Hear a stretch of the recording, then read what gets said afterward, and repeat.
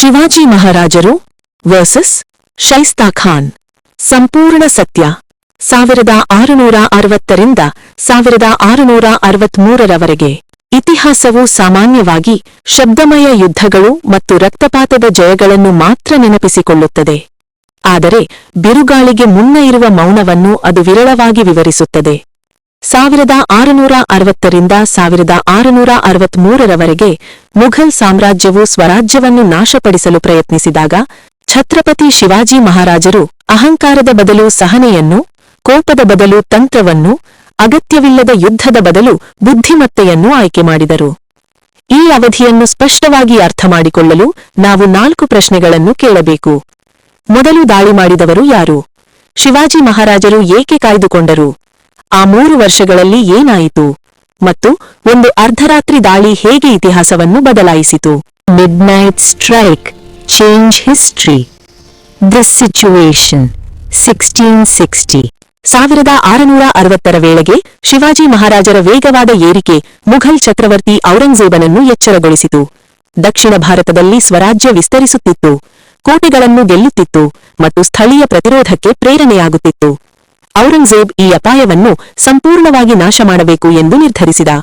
ಆದ್ದರಿಂದ ಅವನು ತನ್ನ ಮಾವನಾದ ಅನುಭವ ಸಂಪನ್ನ ಮುಘಲ್ ಸೇನಾಧಿಪತಿ ಶೈಸ್ತಾ ಖಾನನ್ನು ಭಾರೀ ವೃತ್ತಿಪರ ಸೇನೆಯೊಂದಿಗೆ ಕಳುಹಿಸಿದನು.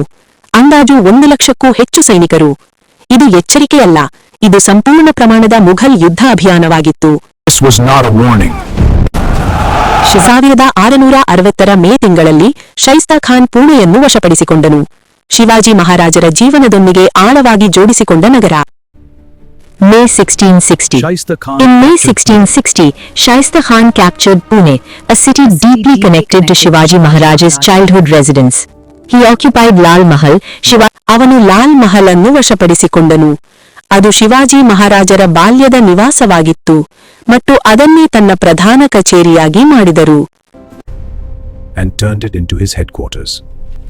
ಈ ಕ್ರಮದ ಉದ್ದೇಶ ಒಂದೇ, ಸ್ವರಾಜ್ಯ ಮುಗಿದಿದೆ ಎಂಬ ಸಂದೇಶ ನೀಡುವುದು. Was finished.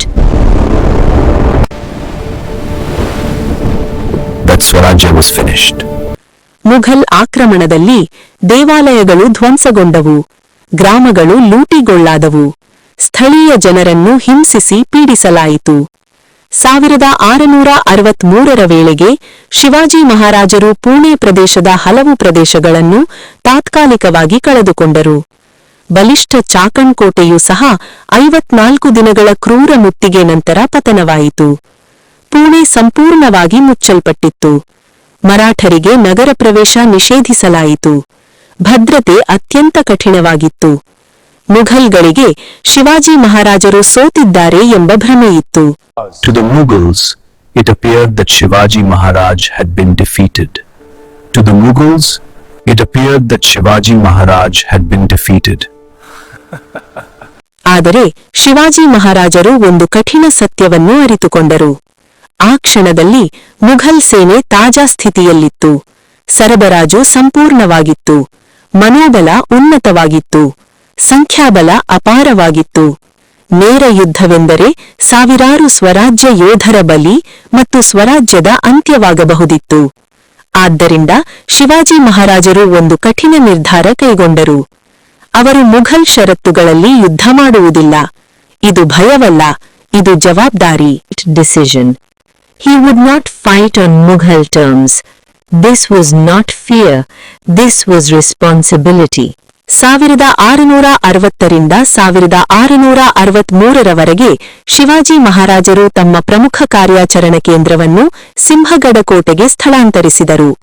ಸಿಂಹಗಡವನ್ನು ಅತ್ಯಂತ ಸೂಕ್ಷ್ಮವಾಗಿ ಆಯ್ಕೆ ಮಾಡಲಾಗಿತ್ತು. ಈ ಕೋಟೆಯಿಂದ ಪೂಣೆಯನ್ನು ಗಮನಿಸಬಹುದಾಗಿತ್ತು. ಮುಘಲ್ ಚಲನವಲನಗಳನ್ನು ಗಮನಿಸಬಹುದಾಗಿತ್ತು. ವೇಗದ ದಾಳಿಗಳನ್ನು ಯೋಜಿಸಬಹುದಾಗಿತ್ತು.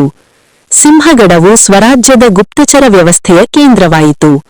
ಈ 3 ವರ್ಷಗಳು ಮೌನವಾಗಿರಲಿಲ್ಲ, ಅವು ಕಾಣದ ಯುದ್ಧಗಳ ವರ್ಷಗಳು. ಶಿವಾಜಿ ಮಹಾರಾಜರು ಗಣಿಮಿ ಕಾವಾ ಎಂಬ ತಂತ್ರವನ್ನು ಬಳಸಿದರು. ದಕ್ಕನ್ ಪ್ರದೇಶಕ್ಕೆ ಪೂರ್ಣವಾಗಿ ಹೊಂದಿಕೊಂಡ ಗೆರಿಲ್ಲಾ ಯುದ್ಧ ವಿಧಾನ. Without ever facing it directly. Shivaji Maharaj used a strategy known as Ganimi Kawa, guerrilla warfare adapted perfectly to the Deccan. Mughal ಸೇನೆ ತರಬೇತಿ ಪಡೆದ್ದು ತೆರೆದ ಸಮತಟ್ಟಾದ ಭೂಮಿಯಲ್ಲಿ, ದೊಡ್ಡ ಸೇನಾ ರಚನೆಗಳಲ್ಲಿ, ಭಾರೀ ಕವಲರಿ ಮತ್ತು ತೋಪುಗಳಲ್ಲಿ. ಆದರೆ ಸ್ವರಾಜ್ಯದ ಭೂಮಿ ವಿಭಿನ್ನವಾಗಿತ್ತು. ದಟ್ಟ ಕಾಡುಗಳು, ಕಿರಿಯಾದ ಪರ್ವತದಾರಿಗಳು, ಕಠಿಣ ಸಹ್ಯಾದ್ರಿ ಪರ್ವತಗಳು, ಭಾರೀ ಮಳೆ ಹವಾಮಾನ. ಶಿವಾಜಿ ಮಹಾರಾಜರು ಭೂಗೋಳವನ್ನೇ ಆಯುಧ ಮಾಡಿದರು. ಸಣ್ಣ ಗುಂಪುಗಳಾಗಿ ಮರಾಠ ಯೋಧರು ರಾತ್ರಿಯಲ್ಲಿ ಕಾರ್ಯಾಚರಣೆ ಆರಂಭಿಸಿದರು. ಅವರು ದೊಡ್ಡ ಯುದ್ಧಗಳನ್ನು ನಡೆಸಲಿಲ್ಲ.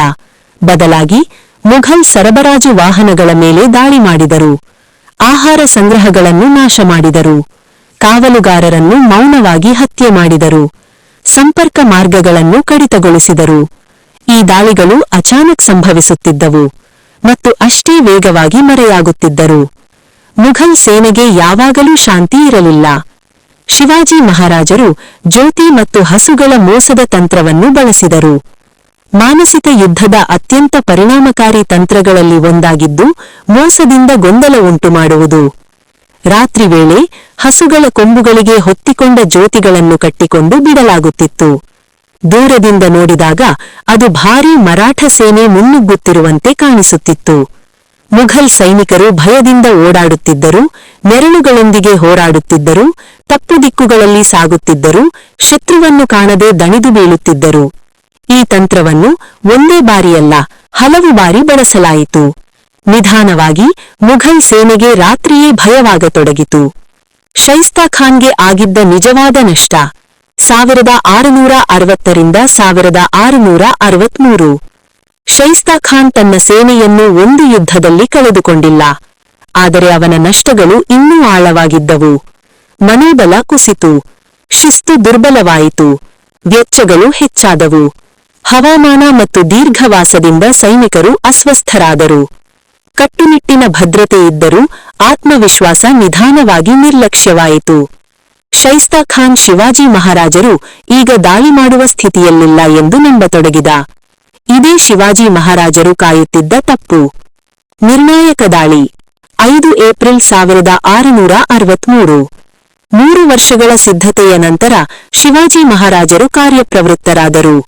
1663ರ ಏಪ್ರಿಲ್ 5ರ ರಾತ್ರಿ ಅವರು ಆಯ್ಕೆ ಮಾಡಿದ ಮಾವಳ ಯೋಧರ ಸಣ್ಣ ತಂಡವನ್ನು ಮುನ್ನಡೆಸಿದರು. He led a small group of elite Mavlas, disguised as ವಿವಾಹ ಮೆರವಣಿಗೆಯ ರೂಪದಲ್ಲಿ ಮರಾಠರಿಗೆ ನಿಷೇಧಿಸಲ್ಪಟ್ಟಿದ್ದ ಪೂಣೆಗೆ ಪ್ರವೇಶಿಸಿದರು. ಅರ್ಧರಾತ್ರಿಯಲ್ಲಿ ಲಾಲ್ ಮಹಲಿನ ಅಡುಗೆ ಮನೆ ಮೂಲಕ ಒಳನುಗ್ಗಿದರು. ಅರಮನೆಯೊಳಗೆ ಗೊಂದಲ ಉಂಟಾಯಿತು. ಶಿವಾಜಿ ಮಹಾರಾಜರು ಶೈಸ್ತಾ ಖಾನಿನ ಕೋಣೆಯನ್ನು ತಲುಪಿದರು. ಹೋರಾಟದ ವೇಳೆ ಶೈಸ್ತಾ ಖಾನ್ ಕಿಟಕಿಯಿಂದ ತಪ್ಪಿಸಿಕೊಂಡನು. struggle, Shaista Khan escaped through a window, but not.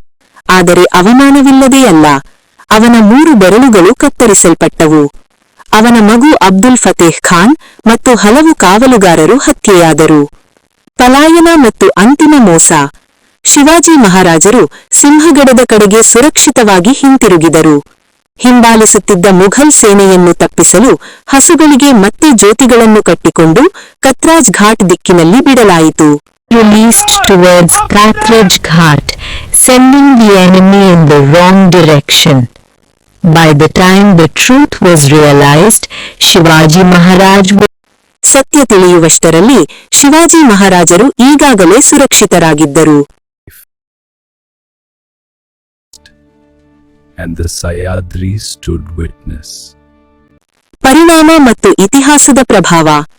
ಭೌತಿಕ ಹಾನಿ ಸೀಮಿತವಾಗಿತ್ತು, ಆದರೆ ಮಾನಸಿಕ ಪರಿಣಾಮ ಭೀಕರವಾಗಿತ್ತು. ಭಾರೀ ಭದ್ರತೆಯುಳ್ಳ ನಗರದಲ್ಲಿ ಮುಘಲ್ ಸೇನಾಧಿಪತಿಯನ್ನು ಅವನದೇ ನಿವಾಸದಲ್ಲಿ ದಾಳಿ ಮಾಡಲಾಗಿತ್ತು. ಔರಂಗಜೇಬ್ ಕೋಪಗೊಂಡನು. ಅವನು ಶೈಸ್ತಾ ಖಾನನ್ನು ಭೇಟಿ ಮಾಡಲು ನಿರಾಕರಿಸಿದನು ಮತ್ತು ಅವನನ್ನು ಬಂಗಾಳಕ್ಕೆ ವರ್ಗಾಯಿಸಿದನು. to meet Shaista Khan and transferred him to Bengal. ದಕ್ಷಿಣ ಭಾರತದ ಅವನ ಅಭಿಯಾನಕ್ಕೆ ಅಂತ್ಯವಾಯಿತು. ಸ್ವರಾಜ್ಯಕ್ಕೆ ಇದು ಪುನರ್ಜನ್ಮವಾಯಿತು. ಆತ್ಮವಿಶ್ವಾಸ ಮರಳಿ ಬಂತು. ಭಯ ಮಾಯವಾಯಿತು. 1 ವರ್ಷದೊಳಗೆ ಶಿವಾಜಿ ಮಹಾರಾಜರು ಸೂರತ್ ಮೇಲೆ ದಾಳಿ ಮಾಡಿದರು. Final message. This is the complete truth. Shivaji Maharaj. ಅಂತಿಮ ಸಂದೇಶ. ಶಿವಾಜಿ ಮಹಾರಾಜರು ಮುಘಲರನ್ನು ಸಂಖ್ಯೆಯಿಂದ ಸೋಲಿಸಲಿಲ್ಲ. ಅವರು ಅವರನ್ನು ಸೋಲಿಸಿದ್ದು ಸಹನೆಯಿಂದ, ಸಿದ್ಧತೆಯಿಂದ ಭೂಗೋಳದಿಂದ ಮತ್ತು ಸಮಯದಿಂದ 1660ರಿಂದ 1663ರ ಮೌನ ದೌರ್ಬಲ್ಯವಲ್ಲ, ಅದು ಜಯದ ಅಡಿಪಾಯ. ಕೆಲವೊಮ್ಮೆ ಯುದ್ಧ ಮಾಡದಿರುವುದನ್ನು ತಿಳಿಯುವುದೇ ಅತಿದೊಡ್ಡ ಧೈರ್ಯ. ಜೈ ಭವಾನಿ, ಜೈ ಶಿವಾಜಿ.